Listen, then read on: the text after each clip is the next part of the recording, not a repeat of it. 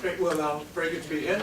I'm going to give you a whistle-stop tour through a project called Your Paintings, which is a project to put the UK's entire collection of oil paintings and public ownership online.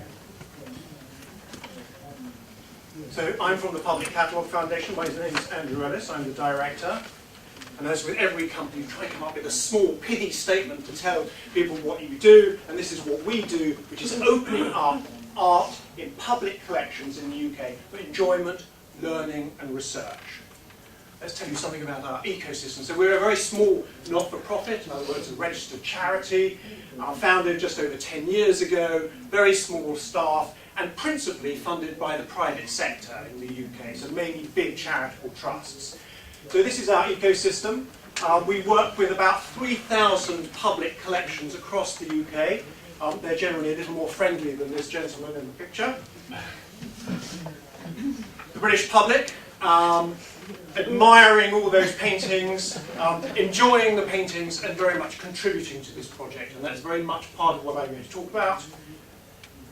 The experts who've guided us, those that have provided us with specialist knowledge, and those that are using the data, which again will come into one of the projects I'm going to describe. The BBC, this is a bit of a minnow and whale relationship with the public broadcaster in the UK, but it's a fantastic marriage, fantastic partnership, and I'll explain that further.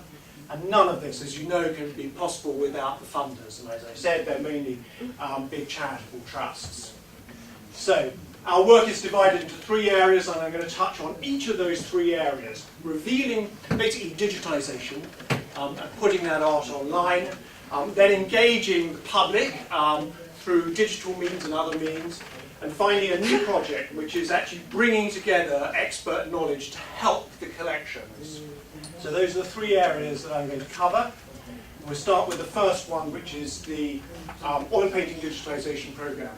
Now, just to put this in context, I need to give you a bit of landscape here. 10 years ago in the UK, when this project started, probably a handful, perhaps a dozen collections had digitised all their oil paintings and put them online. Now, all the collections across the country have them digitised and they're all online. And that's important because when we started, and that's still the case actually, 80% of those paintings are in store. You can't see them. And when we started, the vast majority of these paintings had not been photographed at all. So the landscape has changed dramatically. There's been a huge increase in access to those paintings. So over the last 10 years, we basically photographed all of those that hadn't been photographed before. This gentleman here, Norman Taylor, photographed almost every oil painting in Yorkshire single-handedly. That's over about 10,000 paintings. So now, we have 210,000 paintings digitised. Our focus is oil, acrylic and tempera. Everything's basically publicly owned or in charitable trusts. 80%, as I said, is not on show, and most hadn't been photographed before. So in total, that was 3,200 collection venues, and it's not just museums. This is hospitals, university collections. Every college in Oxford participated in this project. And also pan-UK organisations such as the National Trust with 12,000 paintings, the Arts Council. And it's from the largest collections such as Tate and the National Gallery down to Wells Public Library with just one painting. So it's a very, very big range. As it says, 50% of the collections had fewer than 10 paintings. World famous artists to the completely obscure. Hundreds of paintings by Rubens and Van Dyck, through to a painting by Eisenhower, just before he became president of Montgomery, a British general. And this hangs in our embassy in Washington as part of the government art collection. This project always had to go online. We couldn't do this alone, so we approached the BBC to be our partner. And they created the website, we do the digitisation. That's the way the partnership works. And the website was very much created for a mainstream and learn audience. It's not created for curators and researchers. They would find this anyway, but it's created for a bigger audience, trying to attract people in through the subject matter, not just the fact that this is art. Every artist gets his or her own slideshow, so you can see all their works across the country. And another part of the marriage here with the BBC is where they have archived video content you can see that if it's been cleared for a write. So down here, you can see the watch list. Every painting gets its own page on the site with the logo of the collection. You can go straight through to those collections, see more works by a particular artist. Every collection of the 3,000 or so gets its own page as well, so you can see all their paintings and see where to visit them. That's really important. We want to encourage people to go and see the paintings for real. And when we surveyed the audience recently, 40% said they wanted to go see the real painting, and 14% had actually made the journey to see those paintings. And that's really very, very important. You can create your own collection of paintings and share that on social media. And if you don't know where to start, you can take a guided tour with a British comedian, such as Frank Skinner, telling you about his favourite 10 annunciations across the UK. Traffic has been very good, much better than we expected. So typically we're doing about 300,000 unique users per month, a third coming from overseas, 5 to 6 minutes on the site. Google ranking is very good, so most British artists now in the top 5 for your paintings. Your paintings top 5. And the subject matter attraction is really important. So when the BBC did a slideshow with us of football paintings, we brought in 40,000 users through BBC Sport, trying to see the paintings about football. And that's hugely important because we bring in traffic that's interested in the subject matter, so they might be interested in the drama on television, and then they can explore the rest of the paintings. So, what next after oil paintings? The next big project, we hope, if it's funded, and this time we're going to the public sector for this, is sculpture, where there are about 100,000 objects, which in itself is going to throw up very significant issues, particularly of photography, as you can see from these few slides I've put up here. So, public engagement. Let's talk about tagging. One of the big issues that we faced was that we have basic information for each painting. Artist, title, dimensions, collection. We have nothing about subject matter, whether it's a portrait or a landscape. So how do you do that? Well, we couldn't really pay someone to catalogue 200,000 paintings. So we needed to find a way of doing this ourselves. And this is where art met astrophysics, because we came across a project started out of Oxford in the Department of Astrophysics, that then became part of the Citizen Science Alliance, and that was Galaxy Zoo. Many of you are probably familiar with this, where they had hundreds of thousands or millions of photographs, robotic photographs of galaxies that needed classifying. And they had a PhD student basically doing them one by one. And in the end they created a fantastic interface and asked the public to come in to identify them, and used algorithms and a bit of tutorial to then get the right results, the best results. So with their help on the algorithms and help from the University of Glasgow on the art history, we created Tagger, and I've left everyone a little tag on their seat so you can have a go later. And the idea here is that we ask the public to come in and help tell us what is in each painting. So the way this works is that they're free text workflows. Paintings are delivered randomly, and you type in what you see. So here there's a washing line, you type it in, an Oxford English Dictionary comes up and helps you with the spelling, and that clicks through. Also, people, places and events use a DBpedia pull down. So if you see a picture of Florence Nightingale or Napoleon, you click it, you type their name in, and up comes the DBpedia list. Do you mean Napoleon, Emperor of France? Yes, that's the person. And you get a unique ID for it. There's some fixed lists as well. Thank yous and different levels you can progress through. You can now tweet while you tag, which is really important, so that because these paintings are random, most you've never seen before, you can type about it, then tweet it with the link back to it on your painting, so you can share it with your friends.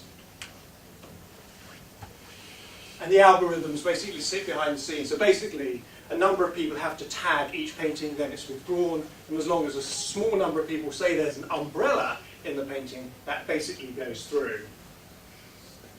And the results are phenomenally good. Phenomenally good. The only area where the public has had problems where the thresholds are about to be raised is portraits, where even religious portraits are included, religious works are included as portraits, and abstracts, where basically anything that's challenging in a painting is called an abstract. So, but with those two exceptions, the public has been fantastic at the keywords, fantastic. Quality is extremely good, and they're starting to feed through now to the Your Painting site.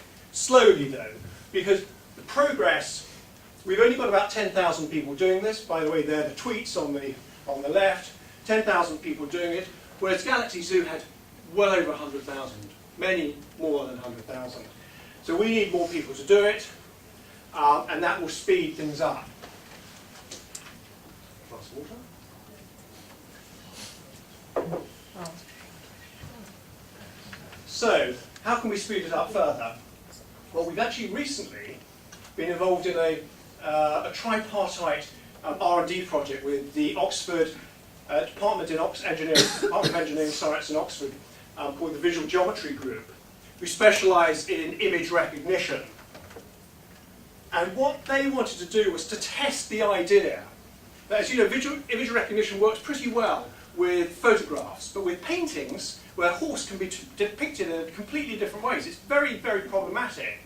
So what they've done is they've basically used all the human tags that we've generated for horses, wigs, etc., and trained the image recognition software to try and identify those in the art. And the results, interestingly, are starting to look promising. Very promising in certain cases. So, for example, wigs. They can go through the whole database of 200,000 paintings and find all the wigs in about a minute. Now, this is a clear-cut shape, which makes it much more easy. When it comes to cows, you can see it's picked up some sheep and some horses. So what we're going to do next is for these basic tags. It doesn't work with concepts, doesn't work with happiness, it doesn't work with people's names, but with things, it works quite well. So we're going to put this back into Tagger and say to people, tell us if there isn't a cow in here. Click those images that are not cows. And then that will bring through some very base load things into Tagger and speed things up considerably. So that's the next stage with Tagger. But overall, a really exciting project. And the public, like to get involved. We've had a day with our taggers. They love the idea of finding paintings they've never seen before, and they love the idea of contributing to a project. And they're fantastically good at it. Just say we don't just do the digital world, we do some engagement in the physical world. This is something we did this year, masterpieces in schools, where we had 25 paintings by Monet, Gainsborough, Turner going to schools for the day. And this is the Monet arriving at a primary school in Shropshire. But back to the digital. Last project, Art Detective. And this is a project that addresses gaps and errors in the knowledge. We have lots of paintings like this. Unknown artist, portrait of an unknown gentleman, or unknown, in this case, rheumatologist, in a hospital in London. Someone somewhere knows who that is. The question is finding them. Lots of gaps and errors in the knowledge. 70% of the collections we deal with, if not more, have no fine art expertise at all. Collections often don't know where to turn. Funding in the UK is very much under pressure. In a recent survey, 23% cut in fine art curators over the last 10 years. But the public knows a lot about these works, and we've had a lot of emails, 7,000 so far. This is a particularly good one. Someone who found a painting they used to own told us about the husband in the painting. And then the experts. We've had one big coup this year, which was a Van Dyck, which was thought to be a copy. It was actually proven to be the real thing from someone seeing it online. So we're going to set up something called Art Detective, which launches at the end of February, beginning of March. And the way this will work is the knowledgeable public and painting collections will send in questions and suggestions to a central team, and that if we can't answer them, the questions or suggestions will be logged digitally into groups of interest: 20th century British, portraits, military costume, maritime subject matter. Each of those groups, anyone can join. You can participate and contribute your knowledge, but each one will have a volunteer leader who is an acknowledged expert in the field, so that discussions can be moved along. So if someone knows who that rheumatologist is, it comes through the portraits, and it goes through a series of discussions, and hopefully a conclusion is reached, which is then sent back to the collection for their agreement. Who's involved? Again, Glasgow University, National Gallery, National Portrait Gallery, Yale in New Haven, and 2 representatives from the art trade. Hugely important. The art trade has an enormous amount of knowledge that we would like it to be shared with the public sector in the UK. So this is a design for the front page. Here's a painting in a town council.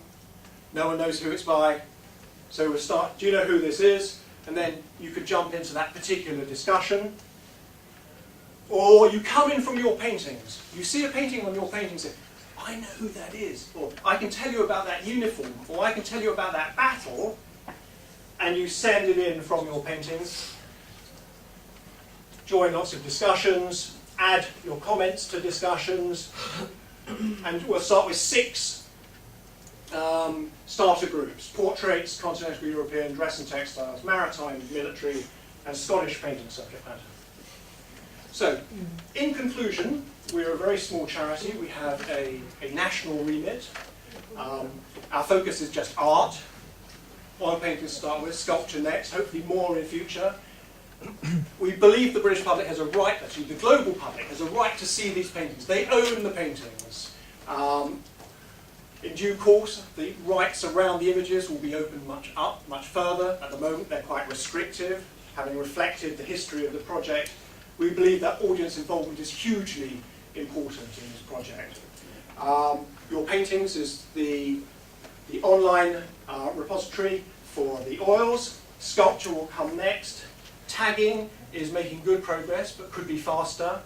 And we're very excited about what we think will be a groundbreaking project, which will launch early next year, which is Art Detective. Thank you very much.